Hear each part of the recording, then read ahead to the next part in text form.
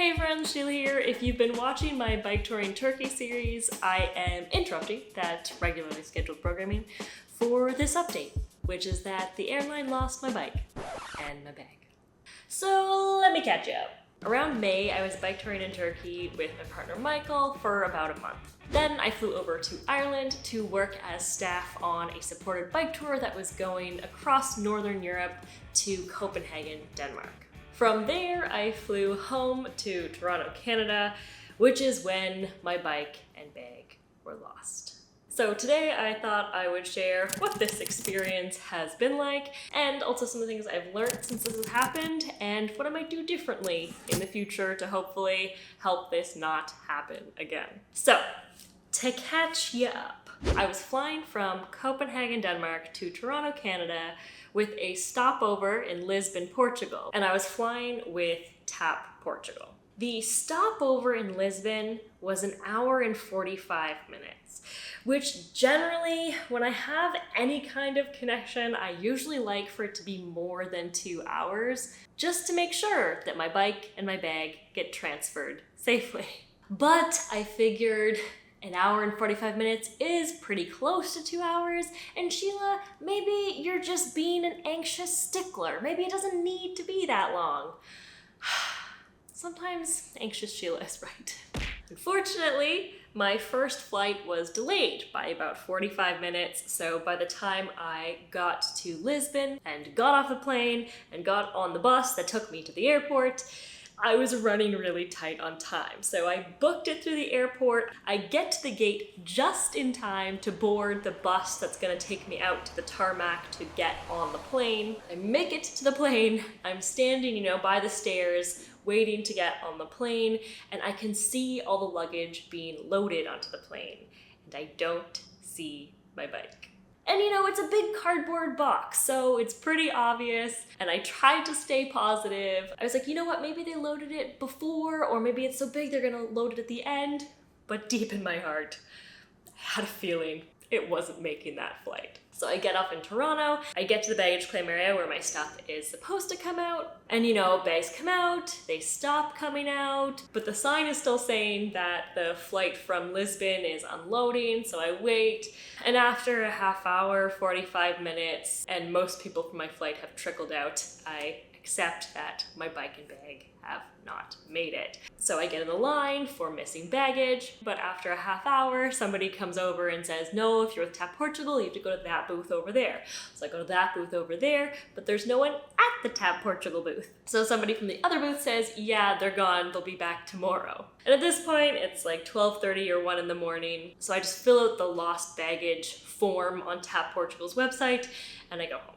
The next day, I call TAP Portugal, but they explained that they only get involved after the item has been lost for 5 days. So for the first 5 days, it's up to the airports to sort it out, and then after that, they'll get involved. So I call the airport, and I get passed around and put on hold. And sent to the airport TAP Portugal, where the line just disconnects.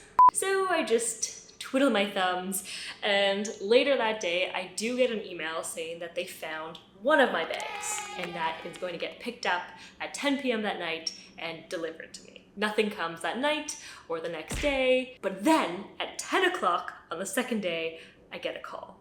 We just got a call that the delivery person is 5 minutes away with something. It might be the bike, it might be my bag. Maybe both? Or is that asking too much? It's asking a lot. So this little regular car pulls up, and the driver pulls my duffel bag out of his trunk and gives it back to me. I have my bag back. I got a bag! Still need to find my bike, but one victory. I am so relieved because I really don't feel like I need much in this world. I am very happy to survive off a few bags strapped to my bike, but everything I do need was in that bag. So it's a big relief to have all of that stuff back. All my things. All my most important things. Yeah. My handlebar bag and my fork bags and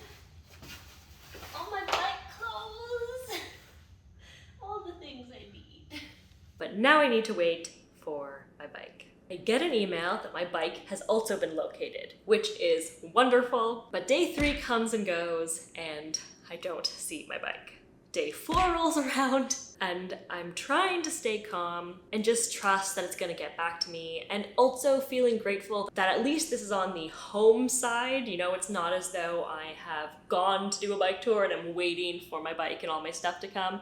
At least I'm at home, but I'm still just feeling kind of stressed, and I realized that I could try contacting the courier company. So I find their number and I get to a wonderful man who knows exactly what is going on. And as soon as I explain that I've lost a bike, he knows exactly what I'm talking about. He's like, yes, know exactly that bike. They delivered us the wrong package, so we returned it. We got your bike and it's gonna go out today. And a few hours later, I get another call. And this time, just a standard minivan pulls up and it's full of all these packages and my bike. And he pulls out my bike and I am reunited with my baby. Part 2! I got a bike now! Looks pretty much the same.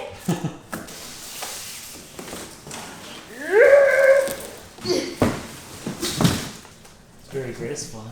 Thank you. Thank you so much. It's looking pretty good. Alright, now it's gotta put back together. I put my bike all back together. So far, it's looking really good. The only issue is it seems like the front rotor got bent in transport, but we're working on straightening it out, and if we can't straighten it out, I can buy a new one. It's an easy fix compared to all the things that could have gone wrong, so mostly just feeling very, very grateful.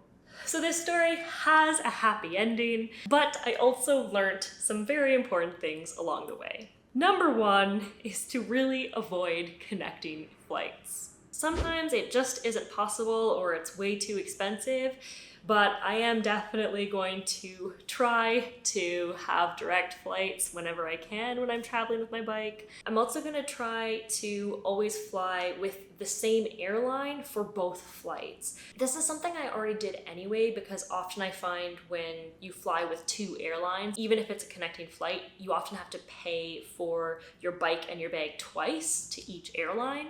So I was already trying to always fly with the same airline, but I think it's gonna be even more of a priority after this experience, because I do feel like having both flights with the same airline helped me. I can't say for sure, but I know I've had experiences in other situations, not with flying, but where 2 companies are involved and sometimes they can kind of blame each other. So I don't know if I could have ended up in a situation where one airline's like, well, we gave it to the other airline, and the other airline's like, oh, we haven't received it from the first airline. This is totally hypothetical, but I could see that happening, whereas having both my flights with the same airline, it just helped knowing that I only had to contact one place and that that place was going to be responsible in a way. Anyway, that's just something for my peace of mind that I'm probably gonna do. And on this note, with connecting flights, I'm probably gonna go back to my old anxious ways and make sure that my layover is longer than 2 hours. The second thing, what was the second thing? Already forgotten. Number 2 is I'm gonna be more diligent about getting insurance for my bike and my bag. You know, I always ensure I have health insurance when I'm traveling. I even have insurance for my camera and my computer and my phone, but somehow I don't have specific insurance for my bike. And it's possible that my renter's insurance or my credit card insurance or something might have helped me. Oh my gosh, there's so much insurance. Losing and having to buy a new bike would be really upsetting, but I think it would have helped my peace of mind to know that I at least had some coverage to help me buy a new bike if it came to that. Number 3, and I didn't even know this was a thing until this happened to me, but you can now get like smart baggage tags that, if I understand correctly, are basically like a GPS tracker that you can put in your bike box or in your bag. And if your bag or bike are lost, you have this tracker so you know where it is, which is kind of crazy. So if it came down to it that they couldn't find your bike or your bag, which was my biggest fear this whole time, you could potentially be able to locate your bike or bag with this little baggage tag. So it's something I still need to look into more, but it's a really cool concept. So that is the end of this story. I know traveling with a bike, one of our biggest fears is that it's going to get broken or lost. And unfortunately, that became a reality for a few days for me. But I am so happy and relieved that it was found and that I have it back. Let me know if you have had any similar experiences in the comments below. Next week will be episode 3 of Bike Touring Turkey. I am so excited to share that one with you. I wish you and your bike and your bag safe travels. Have a good one. Bye.